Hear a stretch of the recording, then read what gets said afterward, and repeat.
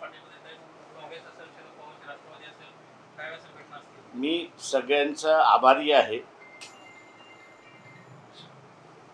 की पुढच्या पिढीचं नुकसान होणार नाही या दृष्टीने आम्ही पुकारलेल्या बंदला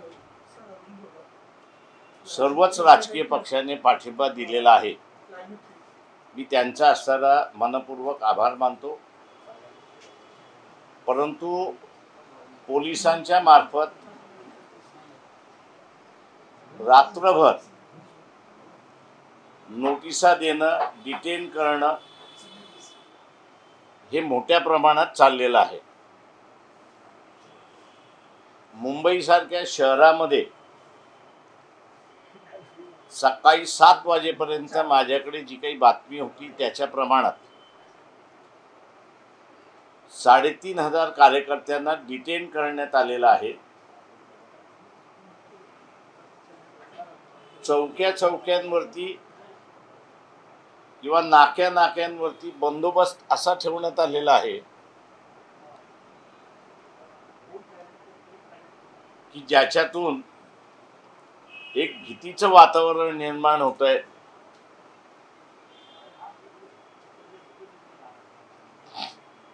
आम्ही हा बंद जो आहे तो लोकांच्या सतसत विवेक बुद्धीला अनुसरून आम्ही असणारा दिला होता की ज्या पद्धतीने इथे असणारा विद्यार्थ्यांवरती अत्याचार होतोय, लाठीचार्ज होतोय, पेपर फुटण्याच्या वरती कारवाई होत नाहीये किंवा त्याच्यापेक्षा असणारा गंभीर प्रश्न आपण जर बघितला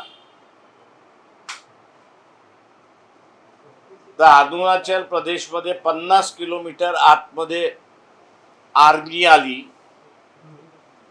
आर्मीने विचारलं काय करायचं तर आर्मीने सुद्धा काही आदेश देण्यात आले नाही. अरुणाचल प्रदेशमधल्या त्याच गावकऱ्याने चायनीज सोल्जर बरोबर 2 हात करत त्यांना तिथून पिटाळून लावलं अशी परिस्थिती आहे. हा जो नाकारतेपणा जो आहे त्या नाकारतेपणा पुन्हा लोकांसमोर आला पाहिजे आणि शासनाने ॲक्शन घेतली पाहिजे. त्यासाठी हा महाराष्ट्राचा बंद आम्ही कॉल दिलेला आहे. प्रतिसाद सामान्य जनता ही त्या ठिकाणी देते. परंतु जी काही मला सकाळी 8-8:30 वाजता 8-8:15 वाजता जी काही बातमी आली त्या बातमीच्या याच्यावरनं RSSचा एक ग्रुप, आता वर्ण आदेश आहेत की काय आहेत माहीत नाही आहे, पण तो संघर्ष झाला पाहिजे या दृष्टीने प्रयत्न करतोय.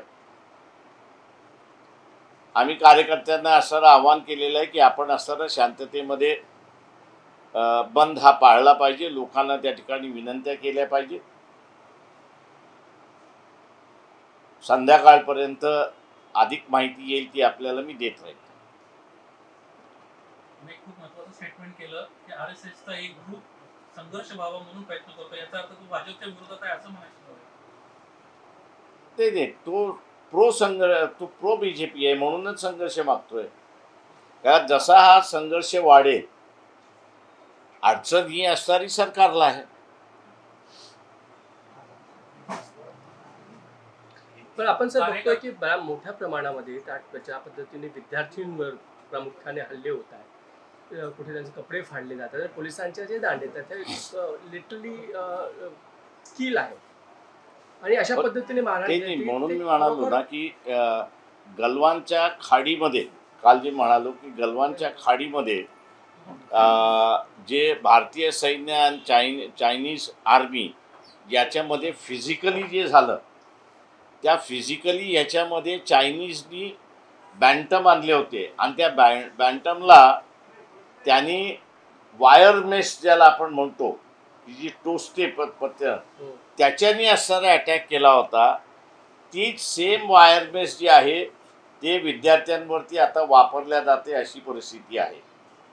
किंवा मी फोटोही दाखवला होता की छर्यांचा असणारा फोटो जो आहे की जो युनायटेड नेशननी बॅन केलेला आहे की हे कुठला आणि भारत सुद्धा त्याला सिग्नेटरी आहे, तरीही असताना त्या ठिकाणी उल्लंघन केल्या जाते अशी परिस्थिती आहे. म्हणजे इथे असताना कुठल्याही परिस्थितीमध्ये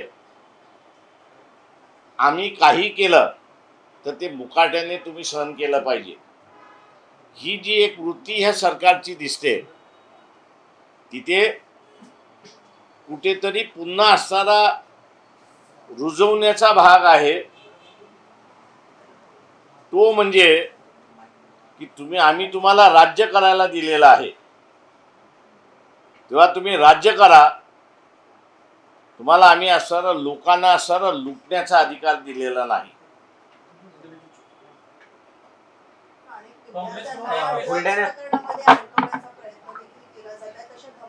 काँग्रेसकडून एक पोस्ट करण्यात आलेली आहे, त्याच्यामध्ये एक व्हिडिओ पोस्ट केलाय.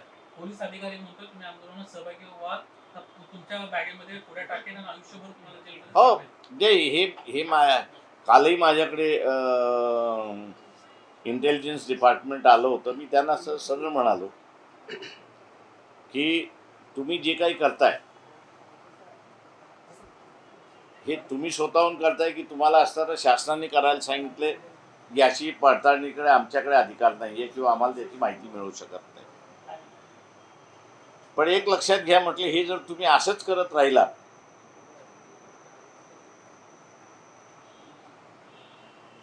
तर आज सरकारच्या विरोधातला रोष आहे,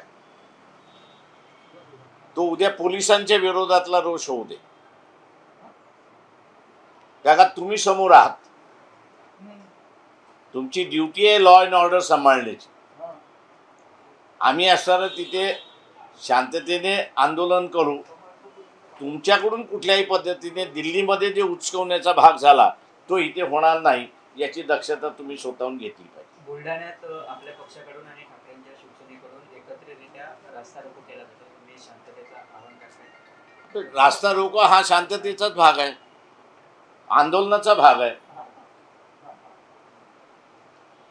मुख्यमंत्र्यांशी काय तुमचं बोलणं झालं का?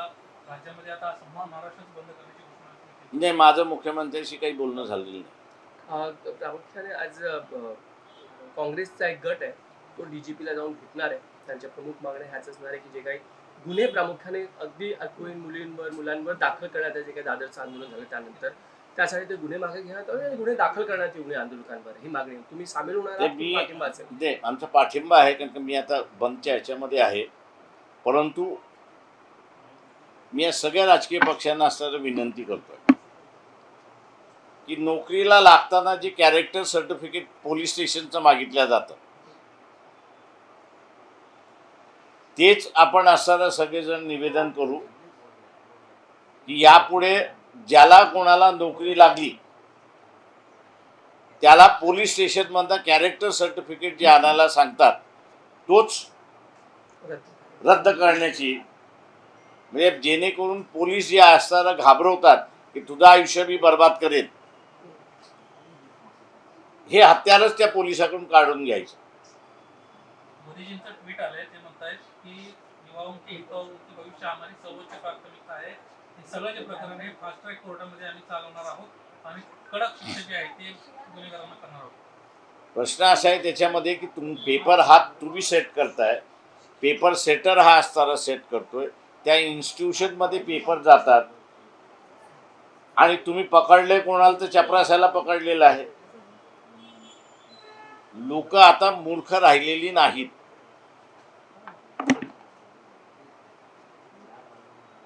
पेपर लीक हा जो आहे, एक तर पेपर सेटर आहे तो करत असतो, किंवा 10-12 पेपर सेटर असेल तर त्याच्यामधला जो कन्सॉलिडेट करणारा प्राध्यापक असतो त्याच्याकडेच ती फायनल कॉपी असते.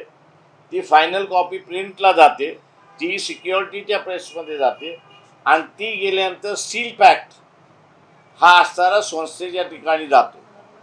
त्याच्यामुळे असणारा पेपर फुटीचा जो भाग आहे तो जिथं सेट केला जातो आणि जिथलं जे ऑफिस आहे त्याला रिस्पॉन्सिबल जोपर्यंत धरत नाही तोपर्यंत खऱ्या गुन्हेगाराला तुम्ही धरले असं मी त्या ठिकाणी मानत नाही. तुमची पुढची मागणी काय आहे? जे काँग्रेसने मागणी केली तीच तुमची मागणी आहे का? आज आम्ही असणारा बंद केलेला आहे. हा महाराष्ट्राचा इश्यू नाही आहे, तर हा सारा केंद्र शासनाचा इश्यू आहे. म्हणून मी म्हटलं की सर्व राजकीय पक्षांनी एकत्र येऊन हे जे कॅरेक्टर सर्टिफिकेट मागितलं जातं ते कॅरेक्टर सर्टिफिकेट मागण्याचीच प्रथा कायद्याने बंद करायची त्या ह्याच्यामध्ये. आणि उद्या या सगळ्या ह्याच्यामध्ये आम्ही विरोधी पक्षांकडे भेटणार आहोत आणि कुठलीही कारवाई न करता आम्ही असताना फास्ट ट्रॅकवरती घेऊन जाऊ असं जे खोटं भासवलं जाते त्याच्या विरोधात दिल्लीमधूनच काही ॲक्शन झाल्या पाहिजेत हे आम्ही त्या ठिकाणी बघू. महाराष्ट्रातील ताज्या बातम्यांसाठी बघत रहा टाइम्स टुडे 18 न्यूज. सोबतच शेअर करा, सबस्क्राईब करा आणि बेल आयकॉन प्रेस करा.